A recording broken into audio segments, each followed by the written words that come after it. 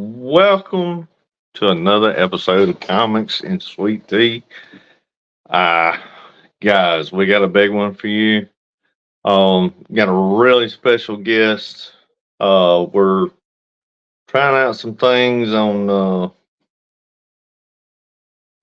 transmitting to other stations, channels, whatever you want to call it. Like right now, I'll be going on trying to stream to Instagram as well. So hopefully all this works out. We'll see. Um, can't thank you enough for everybody that's jumped on. What's up, Keith? Hey, we were having some trouble backstage. Am I coming through good? Give me a thumbs up, Keith, if everything looks good. It's great to have you guys on here. Special guest will be joining here shortly. We were having some technical issues backstage. Hopefully, we got everything worked out. We'll know here shortly. Thanks, Keith. Appreciate it, buddy. It's great to have you in chat, man. Keith, if you haven't checked out Keith Mirage, go to his page on Instagram. An incredible talent.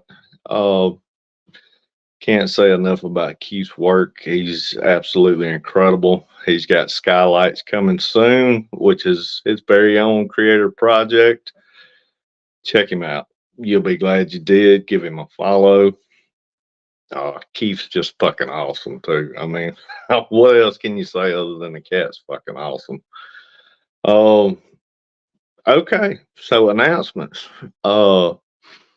The Alabama Crimson Tide is in the national playoffs, headed to what seems to be another national championship. And my Dolphins have clinched a playoff spot after beating the Cowboys Sunday. A lot of you guys are like, what the fuck are you talking about? Anyway, that's not the announcements. That's just stuff I'm really happy to say because, I mean, come on, man. I mean, that's my teams. That's been my teams pretty much my whole life. Super proud of that.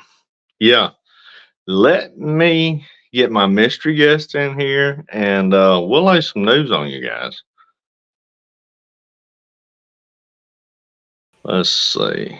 Let's get him in here and start laying it down. And Kenny Aiken is no longer a mystery. Surprise. My fellow Dolphins fan, we're riding on a high. I've already mentioned the Dolphins have clinched the playoffs. Hey, so, they got a chance for the number one seed, man. Hey, if we can take Baltimore down Sunday, if they can take Baltimore down, they deserve it. Oh God, yeah. After the shellacking the Ravens put on San Francisco, you know it, man. Right. That gives me all the hope in the world for a Super Bowl win if we can beat the Ravens next week. We can just talk about football, forget about comics, right? Yeah, what the fuck we need to talk about comics for? You know, I was telling my brother earlier, there's a scenario where somehow the Browns are the only other team that have a shot for the first seed, which is weird. Yep. Crazy. Nobody else can get the first seed but the Browns, the Dolphins, and the Ravens. That's it. I've got to really I just noticed this today. Okay, I was going back and looking. If the Chiefs were to lay an egg the rest of the season and the Raiders were to win out, they would win their division. How crazy is that? That's wild, man. I mean, that's what kind of season we're having. Yeah. I feel like even the NFC is like pretty inconsistent. Like it's been kind of wild. So we'll see. It has, man. I mean, it's literally anybody's ball game this year. Yeah, I think so. And it makes it really fun because you never know who's going to come out on top with a season like this. Right. You never know if the Dolphins are going to let the Raiders destroy them and then beat somebody good next week. Yeah. Or let the Titans come back and score 2 touchdowns in 4 minutes to take the win. Yeah, that's probably worse than the Raiders at this point. Yeah, the Raiders seem to be getting it together.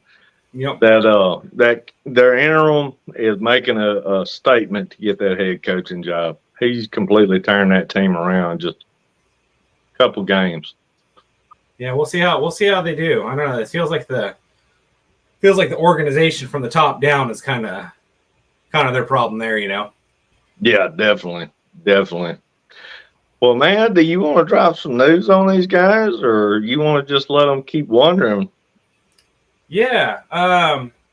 What's the news? Well, yeah. So we're dropping February. Was it February? Let me double check that. February 7th. Let me check the date. February 7th. I don't want to say a different date. February 7th, we're going to be dropping the first ash can for Blue Heart Emoji. And we're going to be doing a kind of like a little release party kind of thing going on.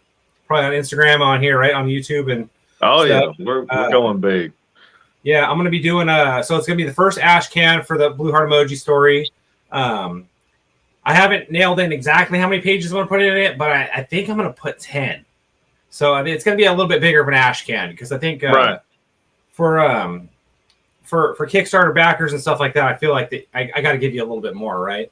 So I'm going to give a little bit more of the story in there. I think 10 pages in is a pretty good place to leave you wanting more. And then I got tons of concept art I'm going to throw in there. So it's going to be a pretty decent sized book for an ash can. It's not going to be like your regular size, like Marvel or DC ash can, where it's 4 pages and a couple scribbles in the back. It's going to be pretty much a real deal book. We're just calling it an ash can because it's not the first full release. So, but it'll be the first appearances of all the characters that are in the story for the first book and that kind of thing. So, yeah.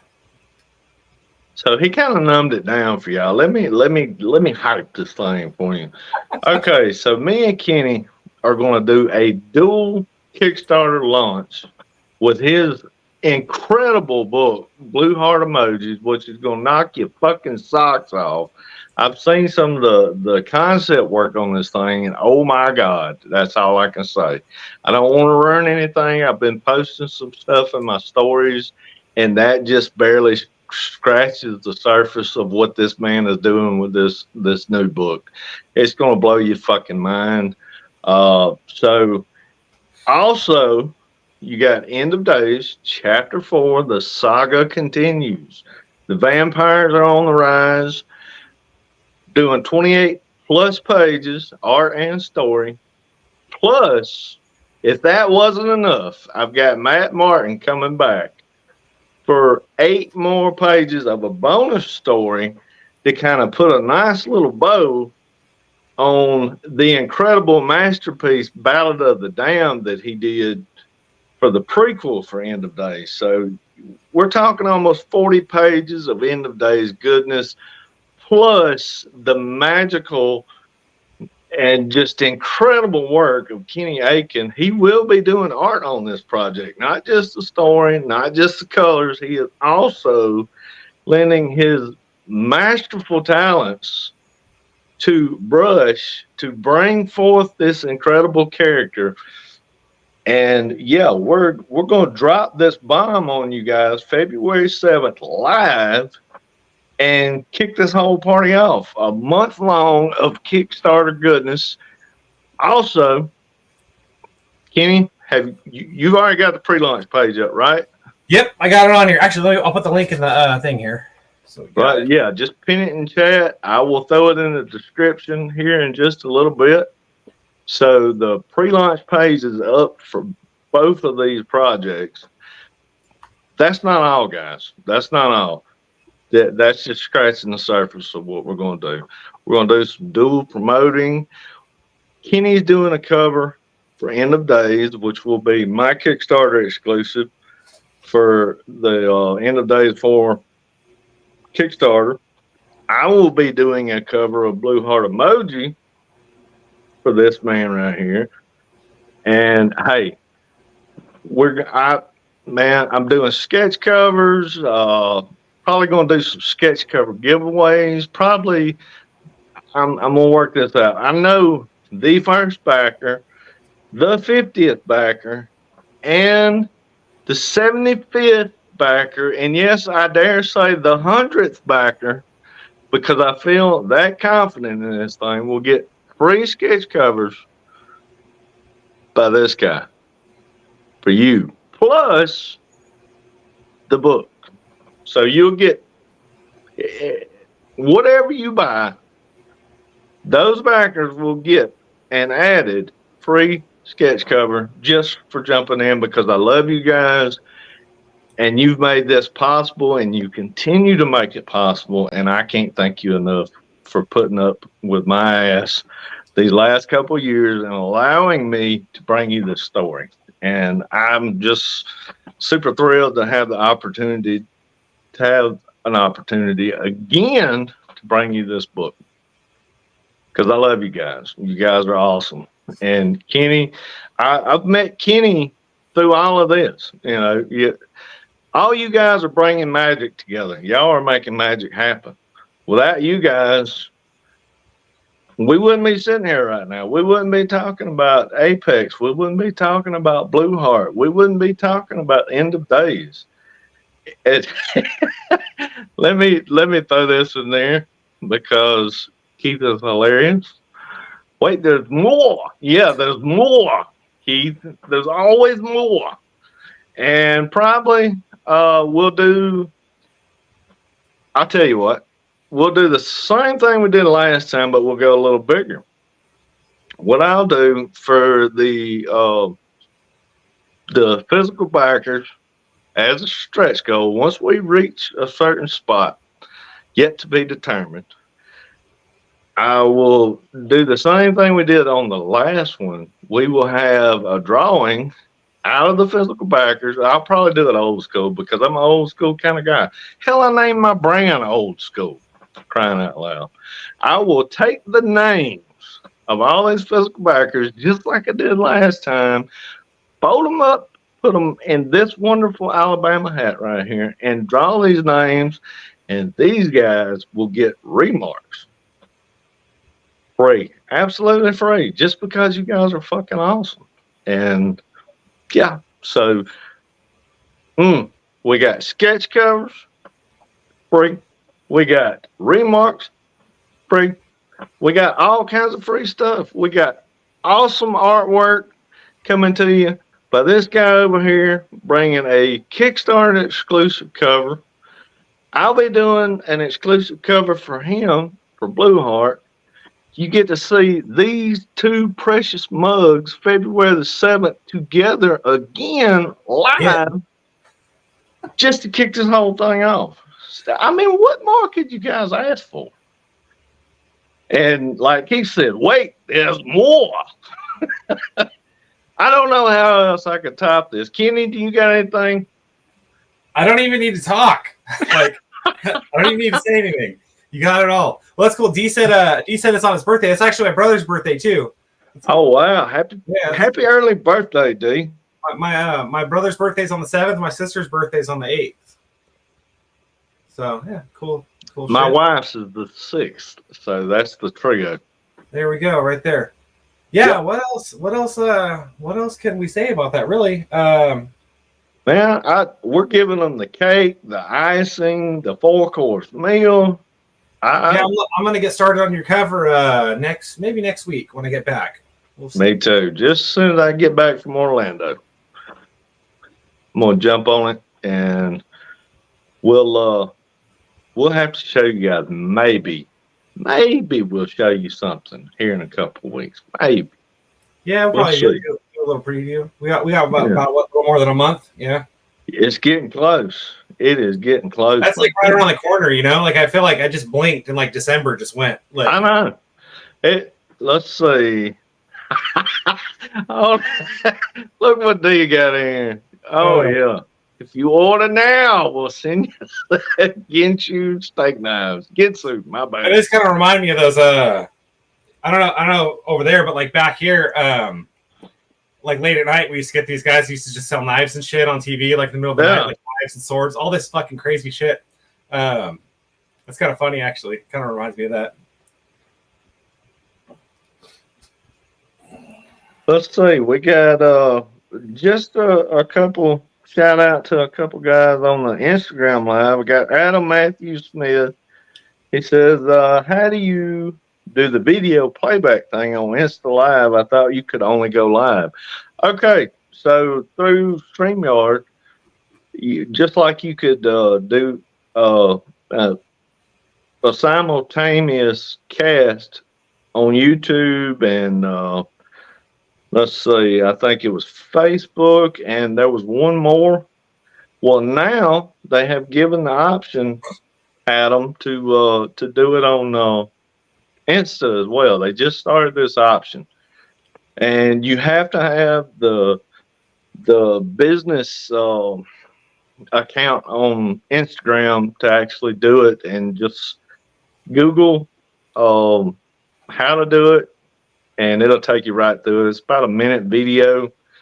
It's not like with YouTube. You just click it and pick your channel. You have to go in there and get a link key off of Insta and all kind of shit such as that. But it's still, I mean, pretty short and sweet.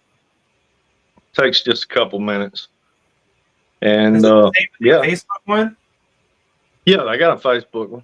Okay, because I know the Facebook one was like a huge pain in the ass before. I don't know what it is now. I haven't done it in a while, but yeah, I don't have a Facebook, so I pretty much man, I got off of Threads. I closed that account. Yeah, I need to just delete it off my phone. I don't know what the point of that is, but yeah, it's weird, kind of weird. Yeah. Seems a little redundant at this point. Right. So, man, did you have a good Christmas? Yeah, it was good. It was good. Yeah, we just chill out at home. It's kind of nice. We go to my brother's house, go over there, we eat prime rib and stuff. So just chill out, watch football, and just kind of hang out. So usually pretty chill. Gotcha. Yeah, nothing much. Never usually that much. Christmas is usually pretty chill around here. So usually like Thanksgiving is usually pretty hectic. I don't know why that is, but Thanksgiving usually always seems a little more hectic. Christmas seems like the more mellow holiday, you know? Yeah, I could see that. Let's see. Yeah, Dee said he was in a food coma. Yeah, that's where I was at yesterday. I ate and ate and yeah, ate. I haven't been eating any carbs for like 2 months. Oh wow! I ate a bunch of carbs on Christmas. Like I think it was I had a little bit on Thanksgiving, but for the most part, just been just pretty high protein diet, and then ate a shitload of carbs on Christmas for some reason. I'm just gonna go for it. And yeah, I felt like heavenly, shit. Wasn't it? Yeah, it was good while I was eating it, and then afterwards, I'm like, I don't know why I did that, but yeah. Let's see.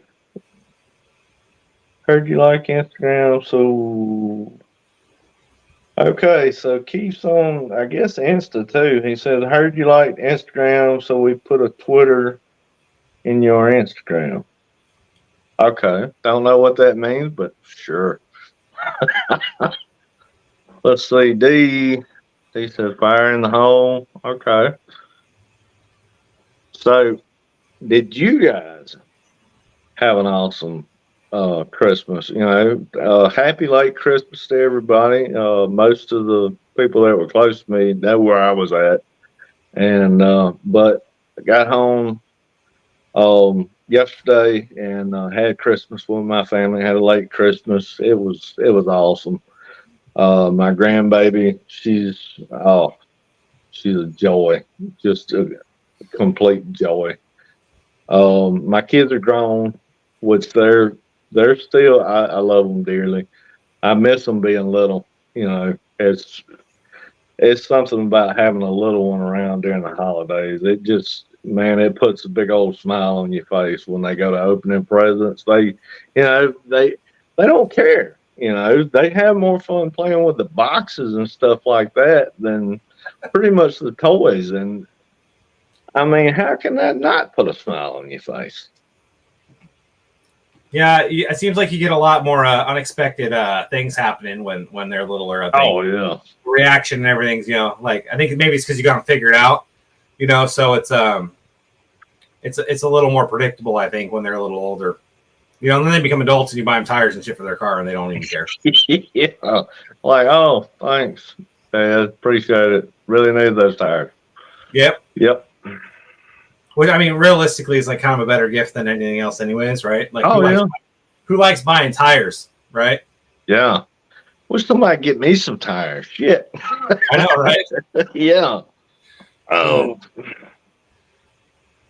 Well, you've got one. Your daughter's in college now, right? Yeah, two of them. Oh wow. So yeah. Yeah, my son, he'll be finishing up his bachelor's in May of this coming year. So Wow. yeah, That's nice. Yeah. Yeah, that takes what? That's all the general ed and all the extra stuff, right? For the first one, right? yeah, Yeah, yeah. everything I went to college for didn't require a degree, so I did 4 years of art, and then I did I mean you can get a degree in it, I guess, but I was more focused on learning how to do shit rather than trying to get a degree, and then I did almost 4 years of Japanese, so um, which I mean it's the degree out here is it's like world languages or something like that. It's so general. It doesn't really matter if you get it. But I mean, I was like 2 math classes away from a bachelor's degree, and I just don't really feel like going back and doing 2 math classes, right? So Yeah, yeah, I got you.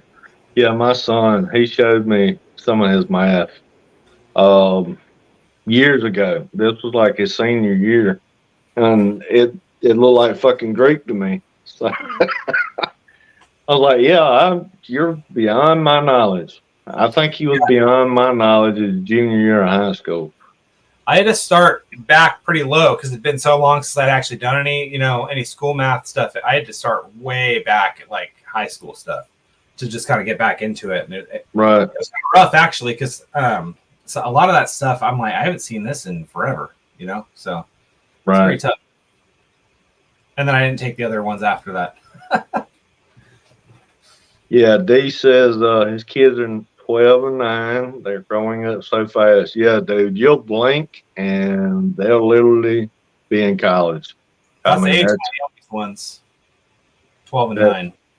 That seems, that's really, I know that's scary to say, but that's really kind of how it feels. You blink when they're that age and then they're gone, man. Yeah, it feels like just yesterday my older ones started high school. I'm like, yeah, what the fuck happened to high school? Exactly, man. I mean, once they hit high school, it's like a fucking blur, dude. It's like I feel like I was in high school. It like took forever to get out of high school. I'm like, man, I can't wait to get out of high school. And I felt like I was in there for 8 years in solitary. Yeah. Hell, freshman year alone felt like about 4.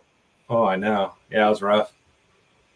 But, you kind of find your foot in your sophomore year and kind of start finding your place. And then by junior year, you pretty much got things figured out. And then, I mean, bam, your senior year pops up and it's just you blink and it's over with and it's say bye and you're off to whatever, Yeah, I was trouble in high school. I used to fight all the time. So I got kicked out of high school by the time I was my junior year, and I just went and got a GED. I was done with it. So I got you.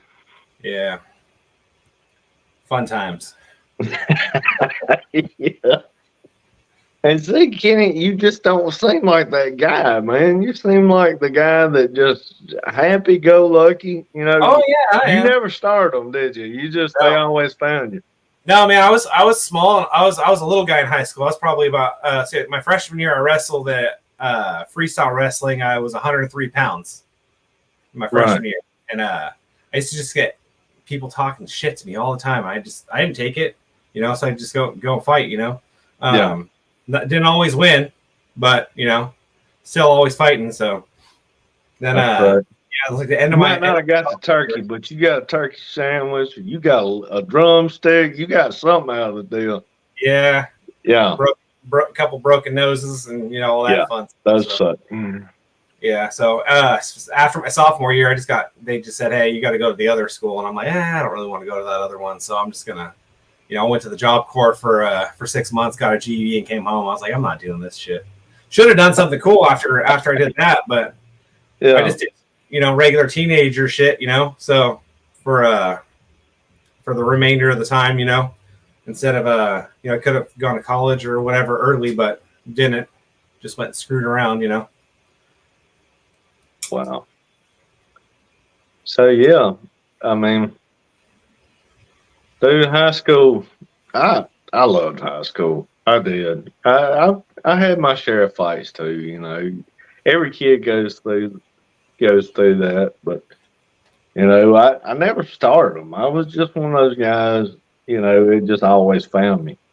You Right. know, it's like I never threw the first punch, but it was always somebody. Well, and after that first one, well, really after two of them, you kind of get that rep. You know, and they're like, "Oh, yeah." You know, you get a name, even though you're not the troublemaker. Somebody Yeah, wants to there's fight that you for kid, whatever reason. Yeah. and it follows Kinda you the weird how rest it of works, right? school. Yeah, yeah, Yeah. It is kind of and weird. I know there was a lot of people that were like that like got in fights way more often than I did, and I just remember people just gunning for him like all the time, like, "Oh, I'm gonna go fight that guy." Like, why? Like thinking about it now, like, why is it like that? It's so weird. it makes absolutely no sense because you know I was always trying to get along with everybody. You know, Right? and then I have people come up to me. I heard you fought so and so. I'm like, yeah, I did. I didn't want to, but I did. That's like And then exactly how it goes down too. Like, I heard yeah, you fought so and so, and they're like, they want to fight you. Like, yeah. Like why? that's hilarious. Why? It's so childish. Yeah, It's super funny. Yeah, that's yeah. crazy. And you know, some people are still like that. You know, you grow up with folks, and some of those kids they never grow up. I They're see a still couple. like that as 40 and 50-year-olds. I see a couple people at the gym. I'm like, I think that guy wants to fight me. I'm going to the gym like every day. I'm like, I think that guy probably wants to fight Yeah, me. he's just For no, giving you the right, mean mug while y'all are throwing weights up. It's like, right. yeah, Maybe that's just me. Maybe that's just me looking for a fight. I don't know. But I just yeah. look over. I'm like, He's just yeah, got giving you the stink out the whole time you're in the gym. that guy looks like he wants to fight me today. That's crazy, man. Oh man, it's funny. Mm. Yeah, my gym's cool. We got like pretty mellow people in there though. There's a couple dudes in there. I'm like, yeah, these guys are cycling for sure. But like, that's just like a couple people. I went to another gym a while back, and like there was just like feel like everybody in there was on roids, man. It was crazy. Oh, I'm wow. like, this ain't the environment for me. I'm My not going son, hard. yeah, he joined the gym a while back, and you know, you hear those cliche stories where everybody's just, I mean, just throwing weights down there, clang, clang. I mean, just roided out of their minds. My son walked in and he said he looks around and he said it was just like that. he was he was like he went for that 1 month for his membership and that was a wrap. He got out of it. Yeah, I know. It was just one place. There's just one place in town. I don't know if it's like that anymore, but yeah, my buddy was getting ready to go to the Marines and shit, and he was just trying to get jacked up before he went into the Marines. So we went into this gym, and he'd been going there for a while, and just like everybody in there is just trying to sell a bag, trying to sell the shit, and it's like, damn, Yeah. dude, this place is crazy. Like, and everybody's heads like this big, and their fucking rest of their body's just massive. Oh yeah, no neck, no yeah. It's just like a neck. It's just like a head coming out of between two Out shoulders. of the chest, yeah. They kind of look like a fucked up turtle. Basically. Yeah. Yeah, it's pretty funny. Let's see. Jamie Burns says, "Dang, we're sitting down for dinner, so we'll definitely catch the replay. Hope you have a great holiday and have a happy New Year." Same to you, Jay. Appreciate you hanging out for a little bit, and yeah, catch us on the replay, man. Hey, watch some more of the shows. I mean, I'm getting a good little catalog of different creators and stuff like that. This will be Kenny's third time on the show. Yeah. It's a third or is it fourth? Third. It might be fourth. Might be four, maybe. Maybe. We've got a lot of Kenny. If you like this one, we've got a lot of Kenny. Yeah, I'm not very entertaining, but I mean, hey. Oh yeah, yes he is. That beard alone is entertaining. Let's just sit here. I know. It's just I I get jealous every time I see it, man. You're just sitting there stuck in that thing. There's a guy that works at my gym. I didn't even know this. I don't even know this guy, but I seen a video of him online. It had like something like 20 million views on it, and he's got a beard that goes all the way down past his waist. Oh wow! And this guy's pretty jacked. And he's like brushing it out and stuff, and like braiding it on a video online, and I seen it. I'm like, that guy works at my gym, and it's got like 20 million views on it. I'm like, damn, that's crazy. That's freaking awesome. Just the beard alone, having a freaking beard like that. Yeah, I don't know how he did it, because I mean, I get it past here. It's driving me freaking nuts, because it's like in my, it's too much work. It's a hell of a lot easier to shave, that's for sure. Do you do like the beard bombs and stuff like that? You brush it regularly? I mean, go through like you've got a routine for it.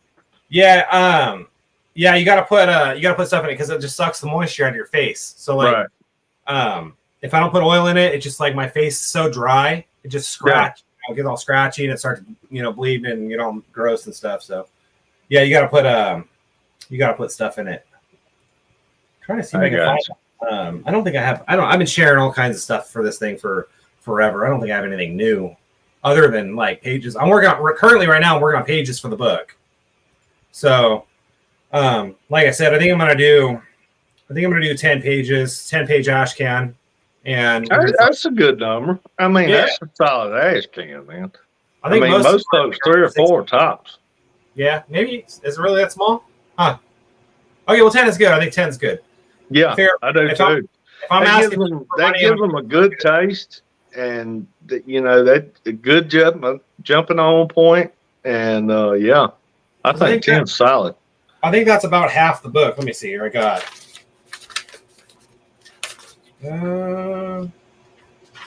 I got 26, 28. Where's the end of this thing? 24. So the main book's 24. So half the book. And some 10 is good. Yeah, Keith, he said 10 is good. Definitely, I agree with that. 10. We got Dan jumping in saying, "What's up? What's up, Dan?" D says 10's a good number. Yeah, I think everybody's agreeing, man. They love the 10. 10 will be good. Let me see here. Well, I tell you what, I'm not going to make Kenny do it. He covered pretty much everything. He covered pretty much the whole concept for Blue Heart Emoji and the last episode we did. So you guys go back and watch that, and you'll know exactly what Blue Heart is all about. And I'm telling you, it's going to knock your fucking socks off. I wrote, by the way, I wrote out a little thing for you too, if you want it. I don't want to spoil it for you without you knowing, but without you knowing it was going to be spoiled. So if you want like the full issue 1 rundown for your cover or whatever, let me know. I'll give it to you. No, I don't. I want to be just like everybody else. I want to go into this thing. I figured. Yeah. I figured. So I didn't send it unsolicited. No unsolicited dick pics around here. All right. Oh God. Oh, keeps hollering at everybody in chat. And once again, we got a pretty good chat going. We got Dan in here, we got Keith, D, we got several folks on the Instagram live. Thank you so much for jumping on with us. I can jump on Instagram too, actually. Let me see. We really appreciate it. Can't thank you enough for taking the time out of your day to come hang out with us and talk about comics and football and going to the gym and high school fights, steroids, all the good stuff. Oh, man. What's the horse tally in EOD for? I'd have to go through and count. The horse tally is high, D. I have a high horse tally. But the only thing that will have a higher tally in the End of Days 4 will be Vampire, because they're going to be jumping out of the woodwork, man. But yes, there is a good horse tally. That's a good running joke. Best comic you read in 2023. I'm going to throw that one. That is a good question. Kenny, what's the best comic you read in 2023, man? Man. That's a loaded question. I don't know. That is a loaded question. Well, I did read that the Claremont Byrne run of X-Men, which for the first time. So I think I'll probably say that, just because that was That's kind a of classic run, man. You know, I was telling you before. I think I was talking about last time we were on here. It was like such a shock to me because I grew up in that like Jim Lee era. Like that was my first X-Men. There was but nobody could have convinced me that anything could have been better than Jim Lee and Claremont's like initial run. And then I went back and read the other stuff, and I'm like, yeah, this is way better. It's like Jim who? Yeah, right, exactly. I mean, Jim Lee's a great artist. Oh, but yeah. I don't know, man. Those other guys that came right before him, I think they're way better. Yeah, I think X-Men as a whole is one of the more consistent books of all time as far as creative teams. I mean, yeah, don't get me wrong. They went through some long patches at certain times where they didn't have that just that dynamic duo. But for the most part, for 40, 50 plus years of a comic book, they always managed to have a good, solid team most of the time. You know. I feel like anything I've read past, I want to say 2000, though. I mean, maybe in 2000 or 2010, I just feel like it kind of missed a lot of it. But the newest stuff was okay. I didn't think it was. I tell you, I had lost all hope for X-Men until Hickman jumped on it with House of X and Powers of X. I thought that was really good because, like, I mean, they have to bring everybody back somehow because they just killed everybody. Like over the years, everybody was dead, right? So as a vehicle to bring everybody back without erasing the rest of everything else, it made sense. Because I mean, what other comic book series has like 90% of its characters dead in it? Like, and you have to bring them back. Yeah. Like nothing. Like, I mean, that'd been a massive undertaking to like think of an idea. Like, how do we bring all these characters back without destroying all of the old stories? Because all those old stories are still canon, right? So it's kind of a cool idea, I thought. Yeah, they managed, like you said, to keep the continuity.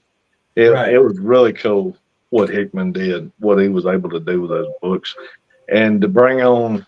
I'd never heard of Silva until those books, and I mean the dude is just incredible. R.B. Silva, and who else was on that book? You had R.B. Silva, and one did House, one did Powers, and I can't remember.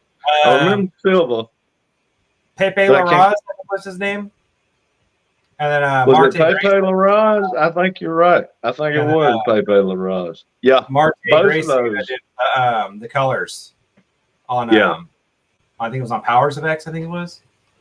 I think so. Yeah, you're right. It was Pepe. Now that you say that. Yeah, that was. I really like that one where he is before that. You knew that they were going to get resurrected, and they all went in there and died. You're like, whoa, what the fuck? Like, that shit was crazy. And Nightcrawler teleports Wolverine and him out to the outside, and Nightcrawler just vaporizes immediately because they're out by the sun, and you just start hacking that fucking thing to bits. I'm like, whoa, that's fucking cool. Yeah, it's pretty cool.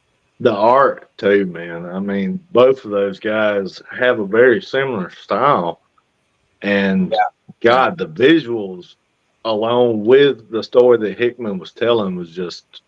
I felt like, X-Men was back to form, first issue of those books. Yeah, I feel like they lost it, though, like about halfway through. Oh, hey, see you later, D. Happy New Year, man. Yeah, Happy New Year, D. Good to have you on, buddy. Yeah, I feel like they lost it because I just read that what was that little crossover they did, or not crossover, but the event, the Sinister one or whatever? On the app. Oh God.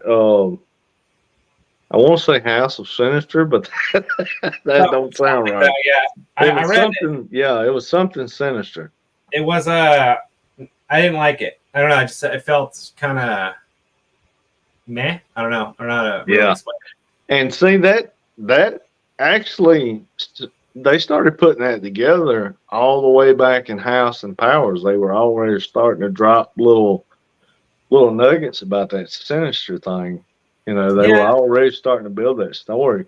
And you were kind of hoping, you know, that it was going to be kind of like what we got back in the 80s, you know, with the Sinister. And it didn't even come close to that. I didn't like Sinister. I didn't like their take on him. I thought he was kind of too comical in a way. Yeah. He's kind of a cartoon character. Whereas I like the Sinister, right? You know? Like the animated series one where he's just like this vile, like creepy dude, right? I don't know. That's what you picture when you picture a guy with a name like Sinister. Kind of like funny, kind of weird character. I don't know. It seemed a little off to me, but I didn't like their take on Sinister from the jump, you know, where they went to his place and he had all these clones of himself and they were killing each other off. And, you know, it was stupid from the jump. It was like tolerable. Yeah. It kind of served the overall story, but at the same time, it's like, yeah, I can live without that. Because it was such a drastic departure from what he normally acts like, I think. So I got you. It kind of reminded me of like when in the Marvel movies, and I mean they did it in Star Wars. I mean all their modern Disney shit does this now, where it's like there's a super serious thing going on, and then boom, some weird dumb joke like right in the middle of it, you know. Insert joke here, you know. It's like disjoints the whole experience. I think it's kind of weird. Not for me. Some people like it. I'm not a big fan of it though. No. I'm gonna get to your question, Keith. I've had some time to think on it while we were sitting here talking about X-Men. Probably, I read a lot of good books this year. Probably my favorite though that I keep going back to. Violet Dogs by Jer from Pyramid Graphic Novels. That's the one that really stands out for me. Out of everything I've read this year, that book is incredible. I can't wait for the next one. I mean, it just, if you've read it, you know what I'm talking about. It just leaves an impression, man.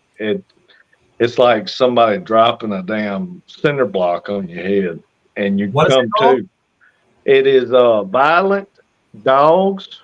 It's number 0. I think you might actually follow Jared. He's been on the show.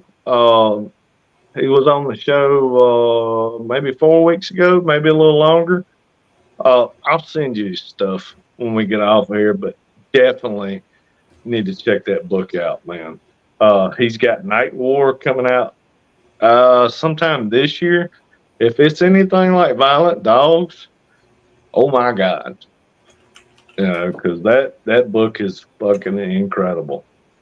That's actually just number 0. So that's going to be an ongoing title. It's fucking incredible. I just typed in Violet Dogs. You said Violet Dogs, right? Yeah, Violent. Violent. I typed in Violet for some reason, and it just came up with a bunch of like dogs that are like dyed purple.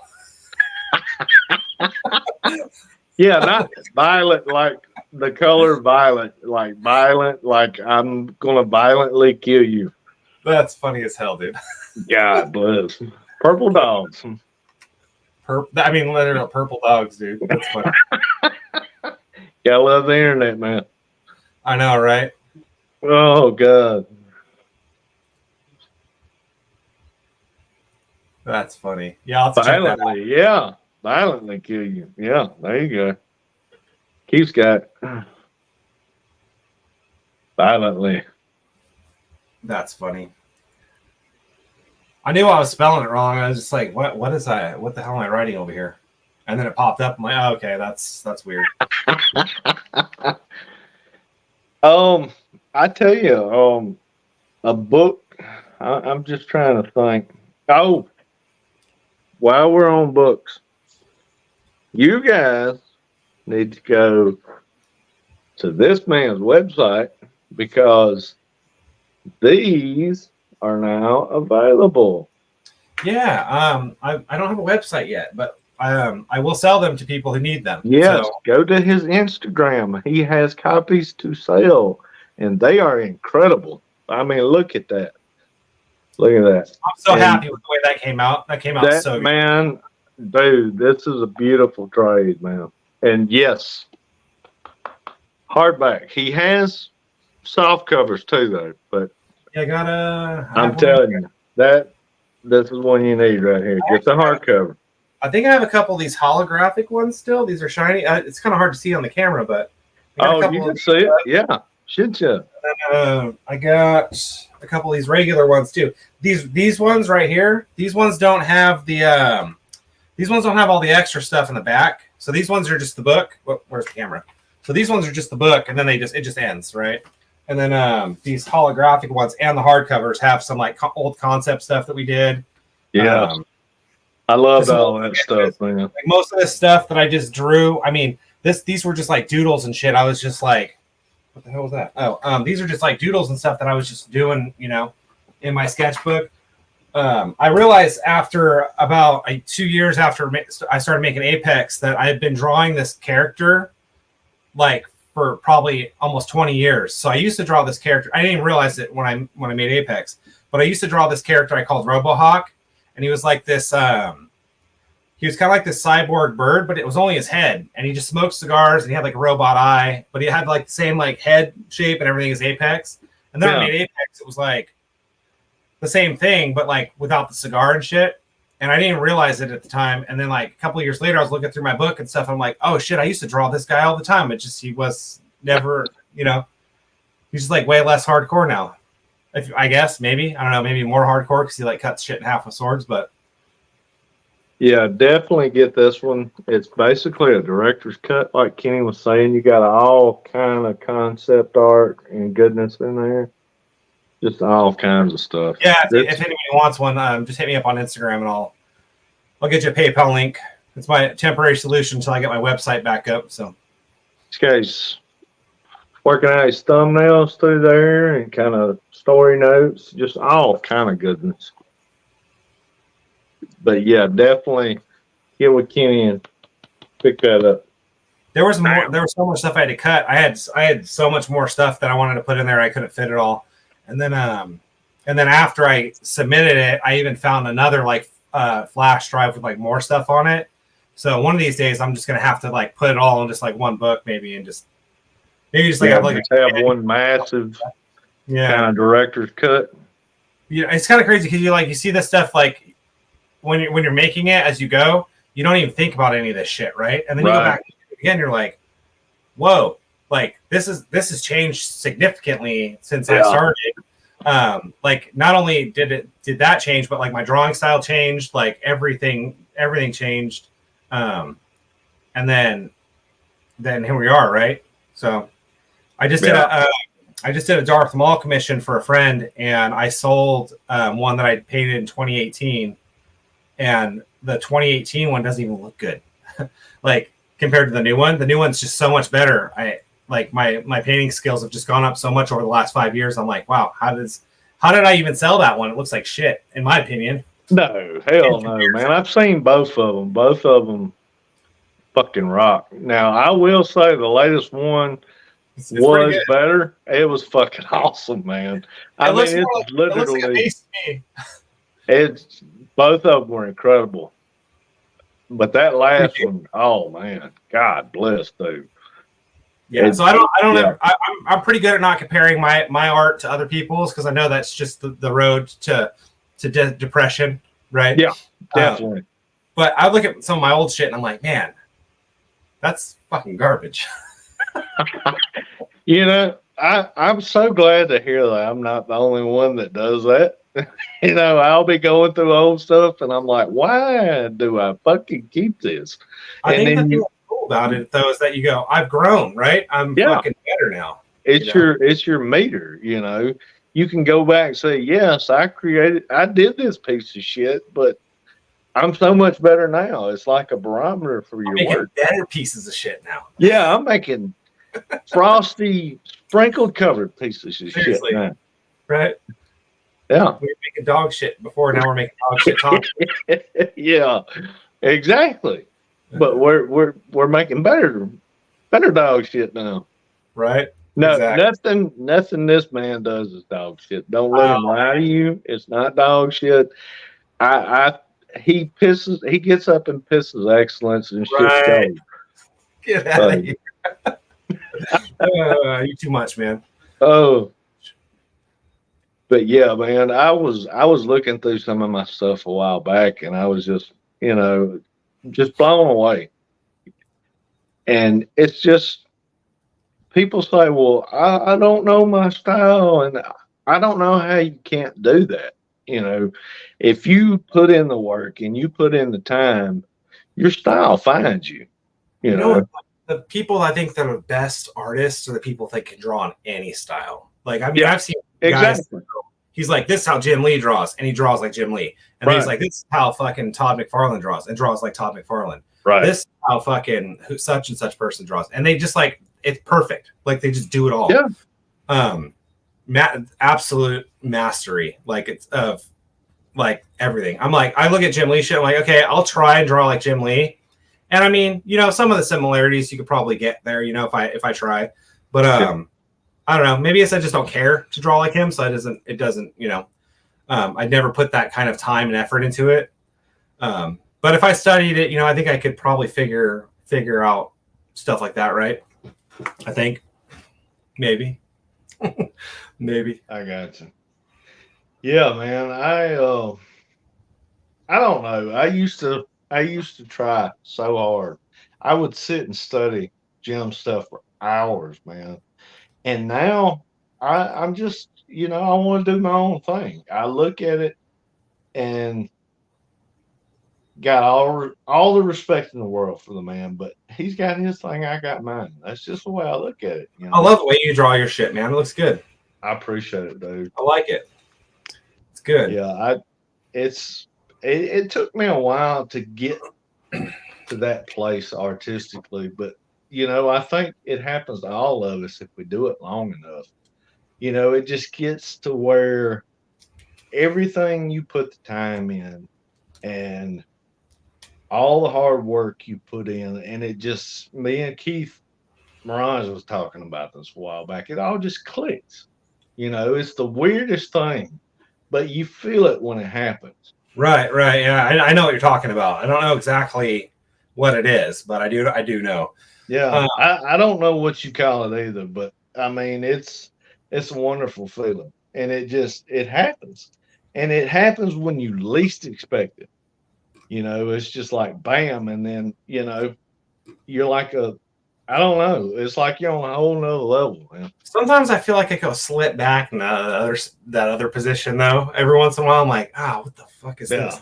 But I mean, for the most part, I feel pretty confident what I'm comfortable with what I'm doing. But I think another thing too is like I noticed like a lot of people who seem to get to that that I guess that state of mind, I guess is what you'd call it. Right. You're always in like this growth mindset with art, where you're always evolving and like, trying to get better.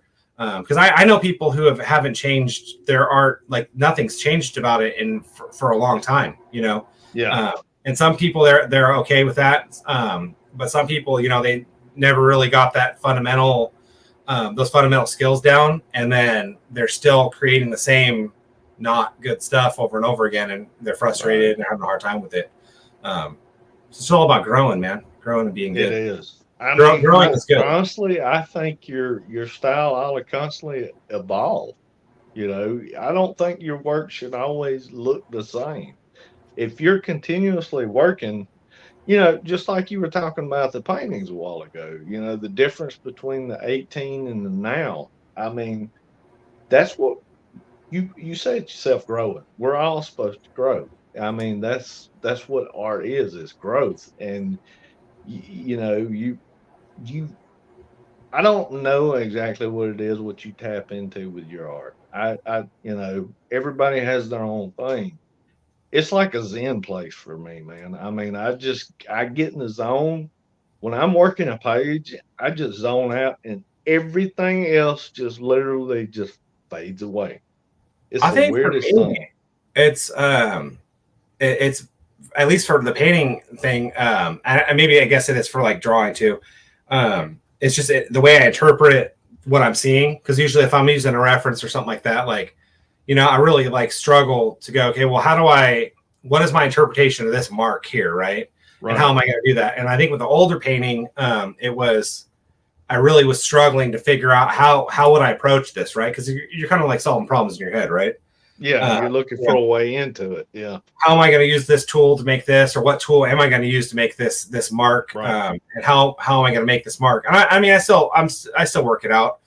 Sometimes when I'm like coloring pages for clients and shit like that, I'm just trying to figure out how do I want to approach this? Like, how is this light hitting this, or the different ways it goes? And I think the interpretation, I think it, like just looking at at a lot of people's stuff too, just studying art itself just kind of helps you with that too. So not always just doing. I agree 100% with that. It's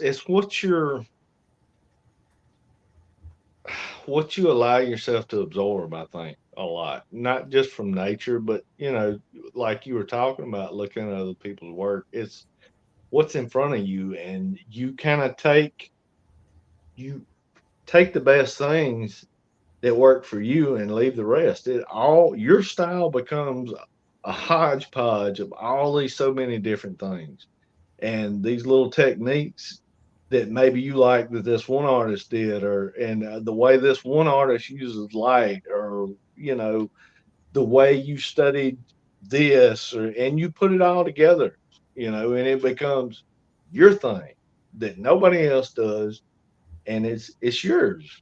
Until AI copies you, and then exactly until AI steals all your shit. That's a good point. Yeah, I don't know. I think I don't know. I think a lot of that shit's gonna get knocked down. Yeah, I think some of it already has. Yeah, I think a lot of that shit's gonna get pushed down. But I think what's going to happen though is when these companies start, like Adobe or something like that, starts hiring people to create stuff to train the AI. Yeah. That's when I think it's really going to becoming a problem, because then they're going to have a legitly trained thing, right? Because right now it's like, well, it's the ethics of the whole thing is bad, right? Right. Because of the way the machine is learned. But once you get rid of the ethics of the whole thing, that's when it's going to become a problem, because then they're going to have this massive powerhouse of a thing that's just going to, a lot of people are going to lose their fucking jobs, probably. So, yeah, but I mean, I think really independent, it is. But I think being independent and staying away from that industry, because I feel like that industry is just going to collapse on itself anyways at some point. The games industry is just it's become so like there's just so many different bad things about it. There's so much gatekeeping. Right. You went from guys that knew nothing to building these massive companies from nothing to the ground up. Like Blizzard, for example. Yeah. You got guys who went to school for fucking business. And they're like, hey, we're just going to program games in our free time, and end up making some of the best video games ever made. Right. And now it's like 10-year degree, please.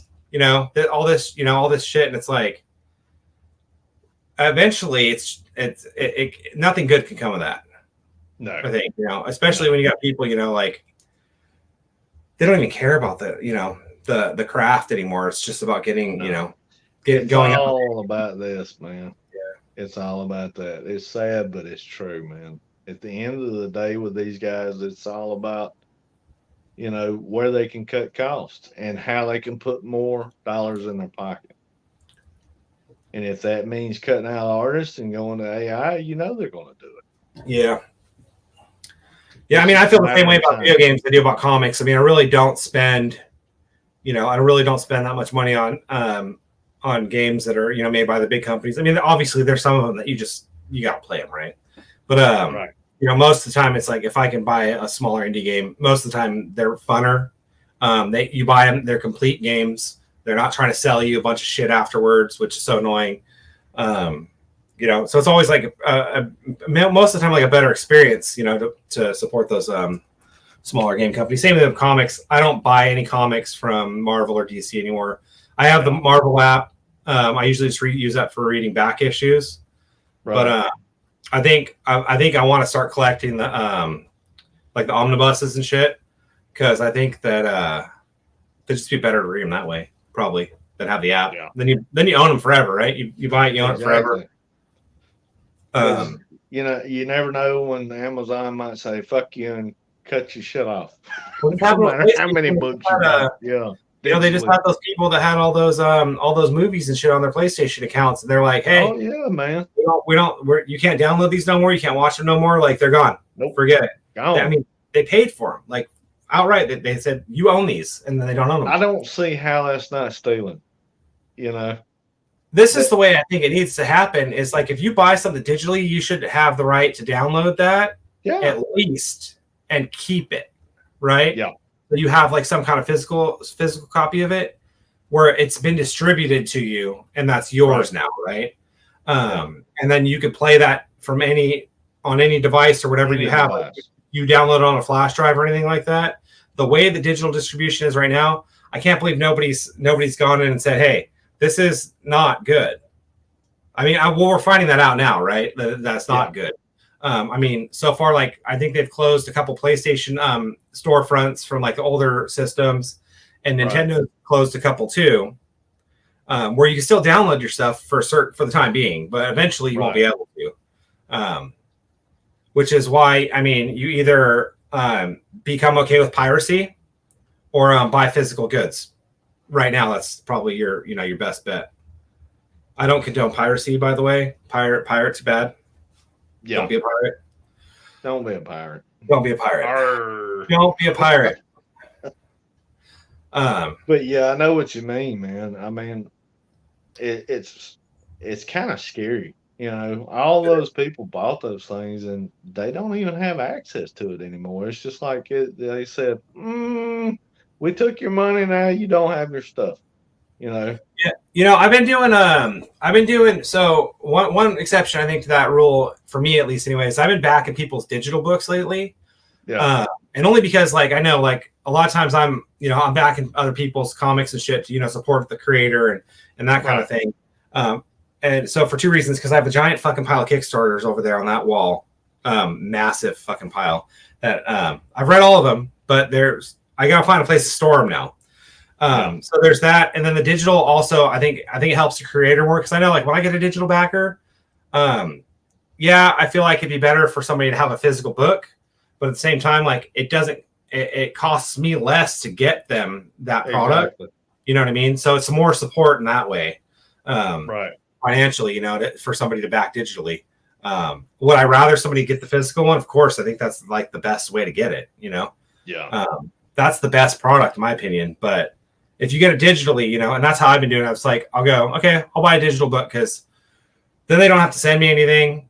They don't have, that's one book they don't have to print, and they're going to make the most amount of money off that, and it's going to help them get the furthest along, so that's how I've been approaching that.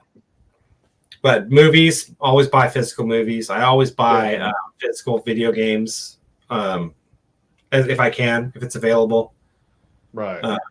Stuff like that. Just, I think it's a good practice. Not to mention, the one thing that kind of annoys me. Sorry, I didn't mean to cut you off. With the retroactively changing shit in some of these older movies, where they go well, this was not socially acceptable now, but it was then. But we're going to change it. We're going to edit it. Like, just leave it. Yeah. How are you ever going to learn anything from it if you don't leave it? You know what I mean? If you erase the past, you're bound to do the same mistake. You're bound to repeat the same mistakes over and over. Some shit like that, right? The only way we learn is by studying the past, and you don't erase it, Right. You can't learn anything from anything you've erased. Yeah, it's true. It is true.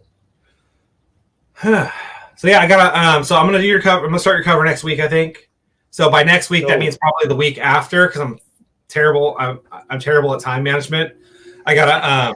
I just gotta. I'm doing a locally. I'm doing an 8 foot by 4 foot mural at the art gallery where I show my artwork. So it's gonna be outside on the wall for 6 months. Yeah, it's pretty cool. I'm still trying to figure it out. He gave me an 8 foot by 4 foot aluminum panel, and I took it out of my truck and dropped it, broke the corner off of it already. So damn, it's fine. I'm gonna pound it out and glue it back together, and it'll be a feature of the artwork. But I want to paint a Sentinel. I thought it'd be kind of cool to paint a Sentinel from the X-Men. I've been seeing that. I've been noticing a little post. So that's what it was about. So he's like coming out from the wall. He's got his hand on the wall, kind of looking around. I figured because I was gonna do a big portrait of somebody, right? But I only have a month to do it, so it's gonna be tough to do something that detailed. So I'm gonna do a Sentinel, I think. It's gonna be in Redding, California. It's at this building called the IOOF Hall. It's right now, actually for the last couple of years, it's been being used by an organization called Viva Downtown. And then my buddy Carlo, he started a little like art collective called the Art Hunger, and he does these like themed shows like every few months. Every month in the summertime, he does a themed show for the community. People enter their artwork. They submit 5 pieces or whatever. He picks the whatever ones he wants in the show, and then they do a show. And then in the off months, so the summertime is kind of busy. He does those there, and then in the off months he'll do individual shows. So like I had my solo show in May, and my theme was streetscapes. So I had a lot of my photography in there from Japan. I did a lot of alleyways and stuff like that. And then I did some alleyway paintings too, some giant oil paintings. Some of them were good. Some of them were not so good. The majority of them were another 6 months. I could have spent another 6 months on the bigger ones.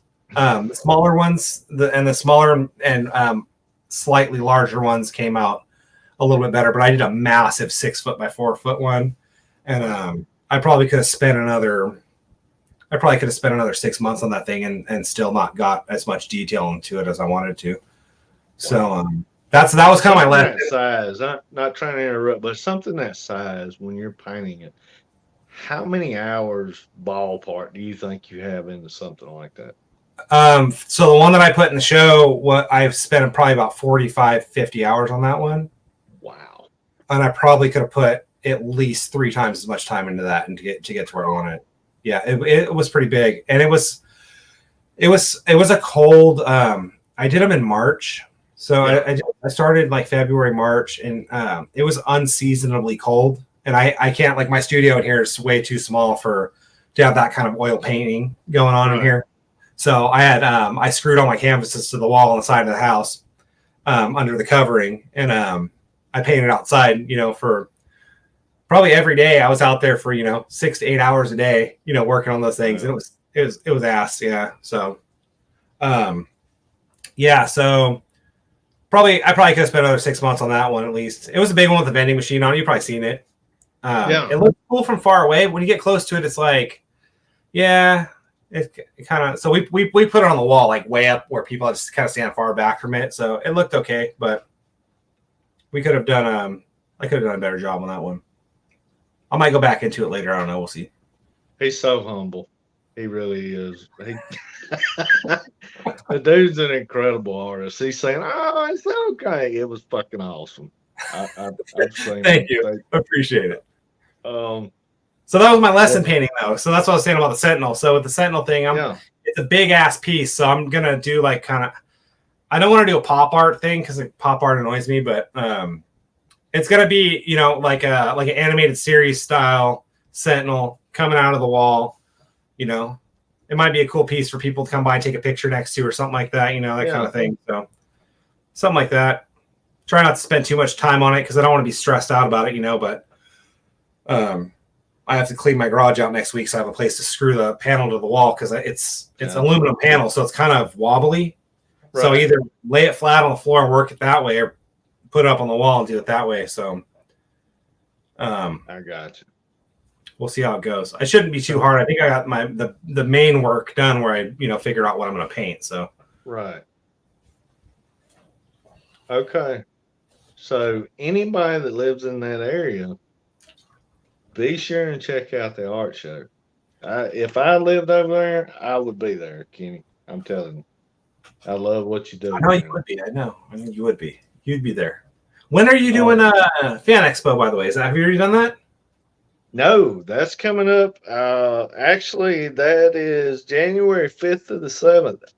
Thank you for reminding There me you of go. You're that. going to fan You expo. guys come Your out, fan expo. see Kenny show, and if you're in the New Orleans area, January 5th to the 7th, I'll be at Fan Expo at the convention center along with the Hobbits. And I think Peter Weller's going to be there. I think Anthony Mackie's going to be there. Peter Cullen, right? Daredevil, The Punisher, lots of celebrities. But don't come to see them. Just come to see me. And pick up a copy of End of Days. We'll hang out. We'll talk. Those guys I'd don't love to care meet you about guys. you. Jerry cares about you. Jerry cares about you. Those other people don't give a shit about you. Yeah. They don't care. Yeah. Exactly. I love you guys. Jerry I want to loves meet you guys. Jerry loves you. Those other guys, they don't give a shit about you. No, those celebrities, they just want to take your money and maybe give you a picture. They're going to charge you hundreds of dollars just to get that one little picture. I will sell you a book for $7, and you can just hang out. Right? Yeah. But I will be doing commissions. We'll be doing sketch covers, selling all the issues of End of Days to date. Uh, Gonna have some sketch covers there too. So, just come hang out. Love to meet you guys. Seriously, I really would. Can't wait to meet you. So come see me. Yeah, I might pull out. I might do what you're doing with the Kickstarter. Pull out some sketch covers and do some things like you were doing. Because I got a bunch, man. I enjoy doing them here somewhere. It's a lot of fun, man. That and I want to put that personal touch. I want somebody to have something that I put. Well, of course they're buying my book, but it's not the same thing. It's a reproduced copy. I want somebody to get a chance at some original art. So, but yeah. Especially if you're doing digital stuff, because it's kind of hard to give people original stuff when you're always doing digital shit. So yeah, I mean, I don't know. You work pretty much all digital, right? For End of Days. Yeah. No? For End of Days, yeah. See, I'm the same way with Apex, and then this. This is all digital. But I did. I haven't done anything with it yet, but I did print out the Blue Line layout pages, a couple of them for Blue Heart Emoji, and that's cool. I might draw over them with pen and ink, just to see how it comes out. I might not do it yet, though. I might wait until I'm done with the book first, and then go back and do it later, because I don't want to question myself halfway through this. I go, oh well, maybe I should do it this way instead. You get halfway into it, it's like, fuck. Yeah, I've done that a couple times. I've done that a couple times where I'm like, I don't know if I like this. I'm gonna play around with this and then do that. So, and then I'm going back to where I was in the first place. So it's a good way to waste time. I mean, it's good to experiment, but at the same time, it's also let's stay on task and get the damn thing done. Right. So well, I have kept you long enough, my friend. I really appreciate you coming on, Kenny, as always, dude. And hey, me and Kenny will be doing some lives pretty soon, leading up to the campaign. We will be doing some Instagram lives, jumping on just randomly. You never know when we're going to pop up. We might just pop up. Kenny, you never know. We're just going to do it. We're just going to go. Boom, and we're there. And we're just going to go. It's going to appear in your feed, and you're going to just click on the thing and just yeah. But anyway, I haven't got it in there yet. But as soon as I get off of here, I'm gonna throw it in the description. I will have the Kickstarter link to Blue Heart Emoji and End of Days Chapter 4. Be sure to jump on those and sign up if you haven't already done that. Thank you for all your continued support. You guys are awesome. Be sure share the links too. We can't do anything without you guys. We're we're piss poor at marketing. We're piss poor at advertising. So we really lean on you guys to help spread the word, and we really do appreciate it. I really wish I could like roll some of like the charisma into like the marketing and just get rid of a little bit of the charisma, because I think it's good, right? But like the marketing's hard, right? It is. It is. Well, nobody wants to listen to your shit, right? Nobody wants to listen to you say, buy my stuff. Like, nobody wants, I mean, you're just bombarded with that shit all day long. Like, buy me, buy me, buy me. Like, and the last thing somebody wants to hear is me saying, buy my shit, you know? Hey, weird. His shit's good, so buy his shit. Thank you. So, see, you didn't even have to do it. I did it for you. Buy his shit. Well, buy his shit. Well, he's over there. He's on that side. Buy his shit. It's just go opposite, man. Opposite of the way you're looking, and it took me a little while to figure it out. Yeah, right there. There. That's the show, guys. Thanks for joining us. We appreciate you guys madly, because if it wasn't for you, we couldn't do what we do. So thank you. Be sure to tell your friends about the show. Help spread the word. If you haven't already, do subscribe. Hit the little notification button. Tell everybody about Comics and Sweet Tea. We're trying to grow this thing out, and we can't do that without you guys. Thank you madly. Kenny, you're awesome, brother. Go Fins, go Bama.